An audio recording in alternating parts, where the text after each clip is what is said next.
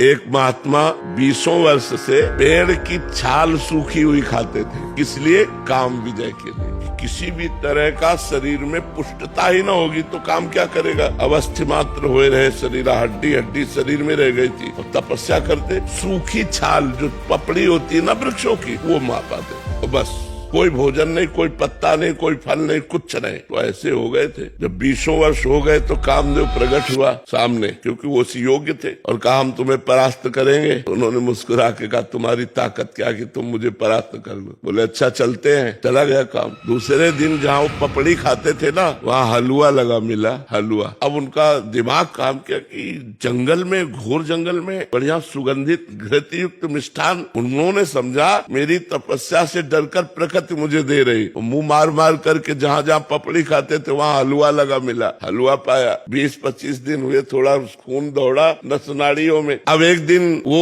उस अपने टाइम से जाते थे उनका हलवा, तो जो टाइम से गए वहाँ पाने के लिए, तो देखा एक 16-17 वर्ष की लड़की हलवा लगा रही। वह भयभीत होने का वो नाटक किया। बोले भयभीत मत हो, भयभीत मत हो, शांत रहो, नजदीक आओ। जी ही देखा तो कमल नयनी सुंदरी छम छम करती हुई पायल। महाराज ने कहा कि तुम डर क्यों रही हो निडर होकर? ये हलवा तुम लगाती थी? हाँ महाराज, आप जैसे तपस्वी की सेवा हमारी सामर्थ्य कहाँ की आंख मिला के कर सके कि मैं आपके सामने जाके हलवा परोस सकूं, इसलिए छुप छुप के। बोले आज से छुपने की जरूरत नहीं है और पेड़ में लगाने की जरूरत नहीं, सीधे ले आया करो पात्र में हलवा। 10-5 दिन और हलवा पाया सीधे। अब तो काम वेदना अंदर जागृत हुई। उन्होंने कहा देवी तुम्हारा ब्याह हुआ है? तो उनका नहीं महाराज। बोले मेरा भी नहीं हुआ। तो बोले मैं आप जैसे महान तपस्वी को पति रूप में प्राप्त कर सकूं, तो मेरा सौभाग्य है। तो उनका फिर बोले एक शर्त है, हमारी माँ जंगल के बाहर रहती है, और उन्होंने कहा पति वही बनेगा जो अपना मुंह काला करवा कर हमें पीठ में बैठाल कर वहां तक ले जाएगा। बोले कर सकता हूँ। घुटनों के बल चल करके वहाँ, जब वहाँ ले गए तो कामदेव खड़ा था